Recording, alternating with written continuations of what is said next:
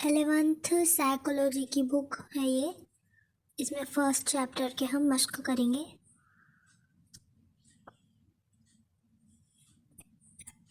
یہ ہے first chapter, نفسیات کی کہانی.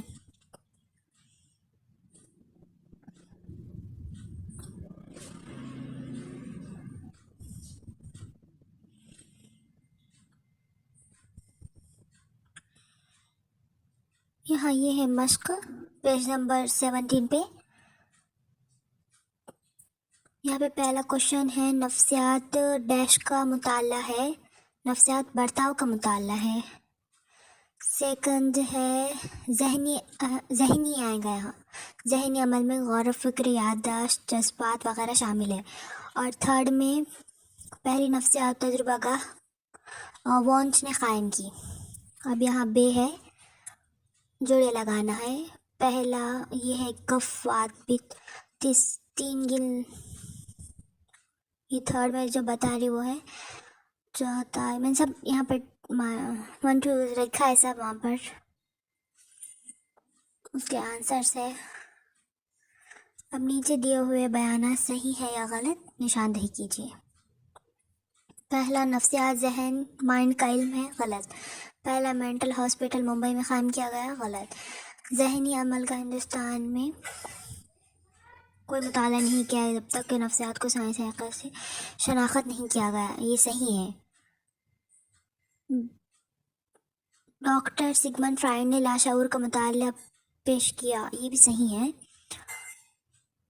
قابو کرنا نفسیات کے مقاصد میں سے ایک مقصد ہے، یہ بھی صحیح ہے. گروہ سے الگ چیز پہچانیے. روح، ذہن، احساسات، شعور، برتاؤ، احساسات یہ الگ ہے.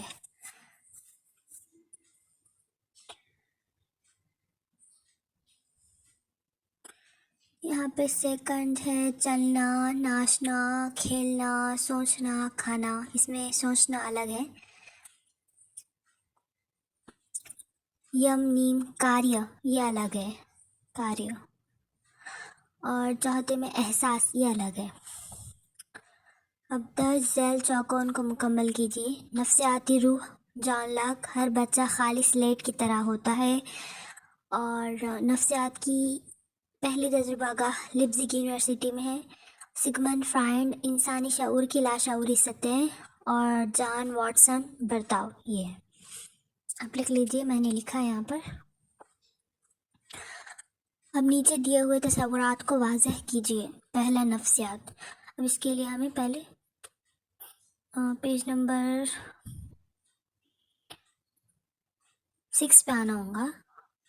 یہاں ہے روح کا علم لکھا ہوا. یہاں سے لکھنا ہے نفسیات کی تعریف بیان کرنے کی پہلی کوشش. یہاں سے لکھنا ہے تو مطالعہ کرتی ہے تک لکھنا ہے. دوسرے کا پہلا آنسر ہے. پیج نمبر 6 پہ ہے.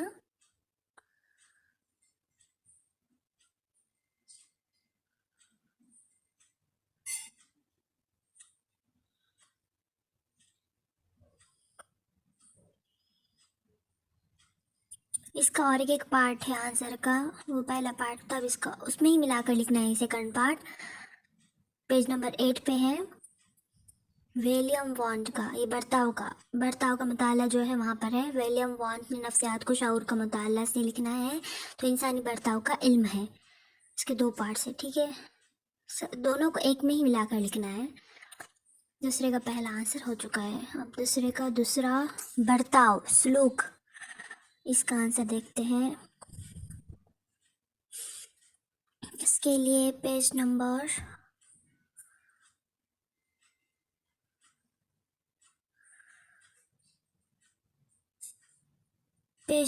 8 پہ آنا ہے.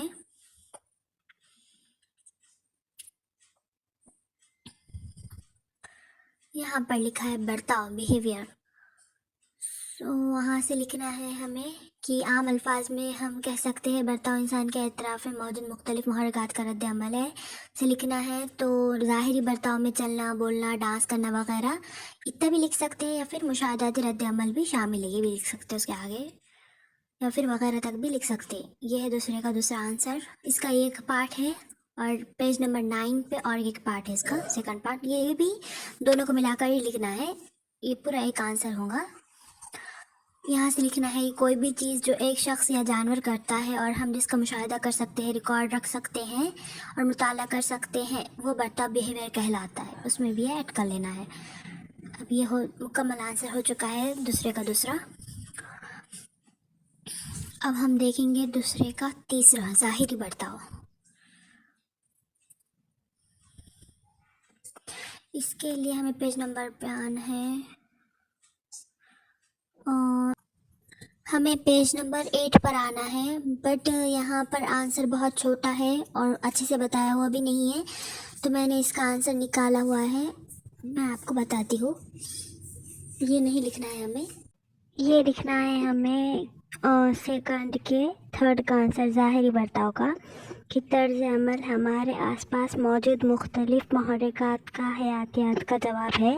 سلوک زیادہ یا خفیہ ہو سکتا ہے، یہ نہیں پوائنٹ لکھنا ہے، یہاں پر لکھنا ہے کہ ظاہری سلوک یا خفیہ سلوک ہو سکتا ہے، اور سلوک میں براہ راست مشاہدہ کرنے والے رد عمل شامل ہے، جیسے چلنا، بات کرنا، ناچنا وغیرہ۔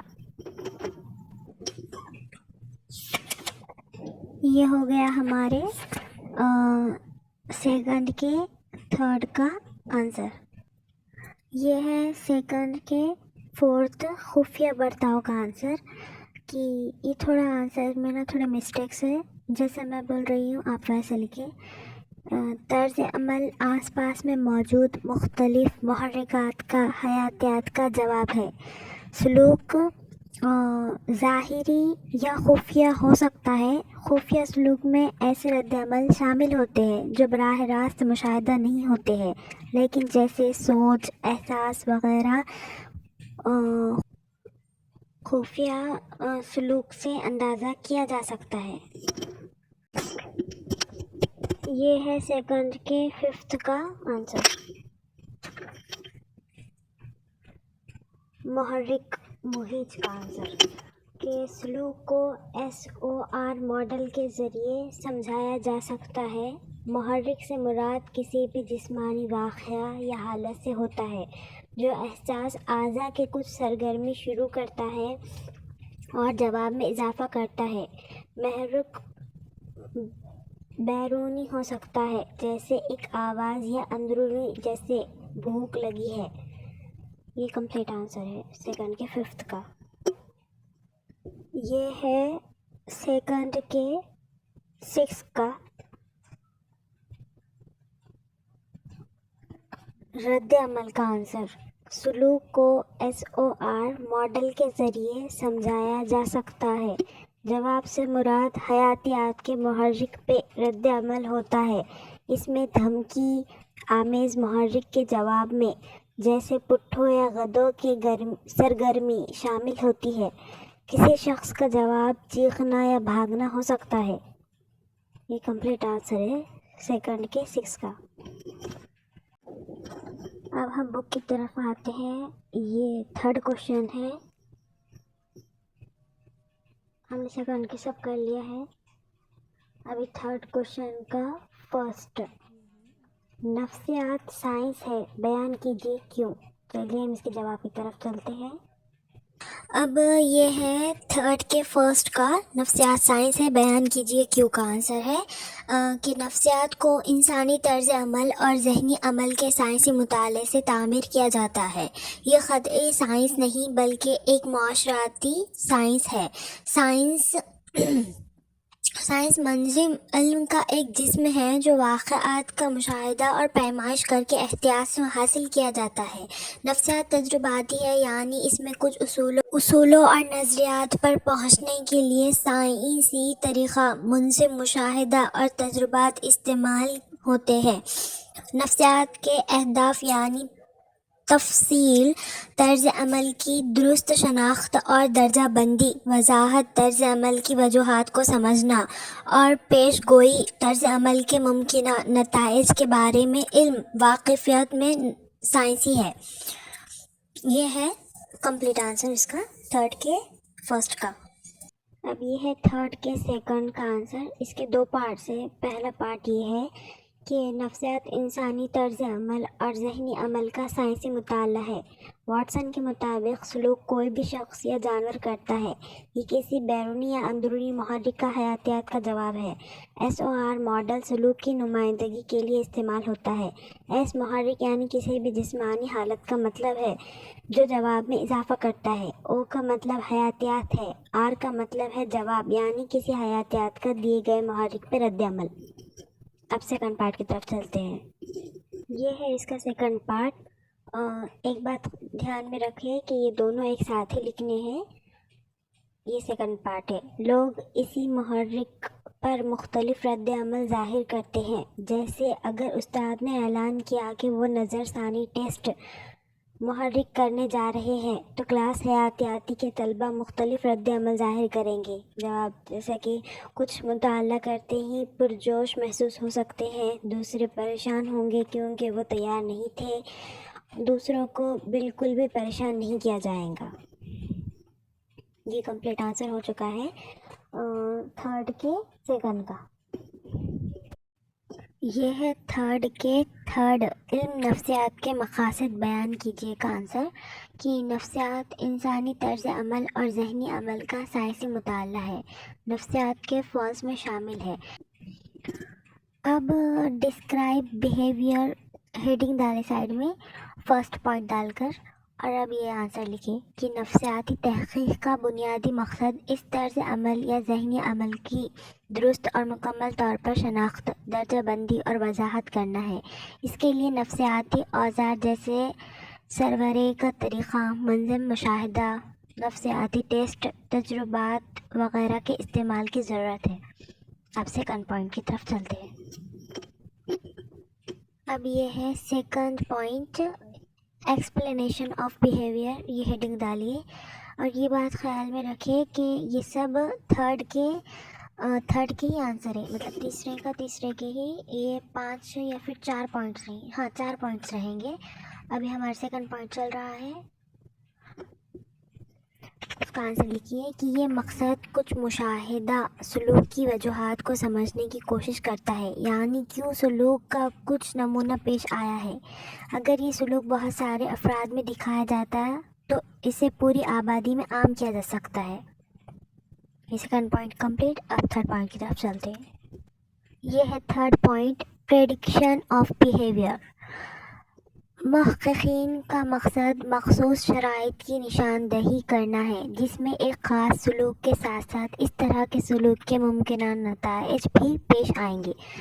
یہ تھرڈ پوائنٹ کمپلیٹ. اب لاسٹ اینڈ 4 پوائنٹ باقی ہے. اب وہ بھی دیکھ لیتے ہیں. چلیے یہ ہے لاسٹ 4th پوائنٹ